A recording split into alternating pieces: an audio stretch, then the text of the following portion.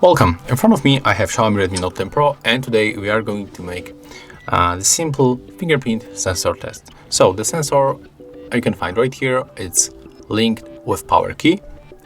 I'm going to use this finger, and let's make a few tries and let's see how it is going to work. So let's start. As you can see from the beginning, it works really fast. It's also reliable because it recognizes our fingerprint every time.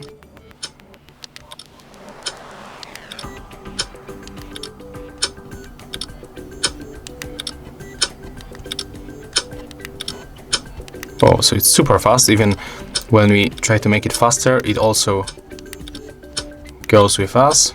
So there's no any delay. There's really great sensor. What can I say? Nice. That's all. So if you found this video helpful, remember to have a like, comment and subscribe to our channel.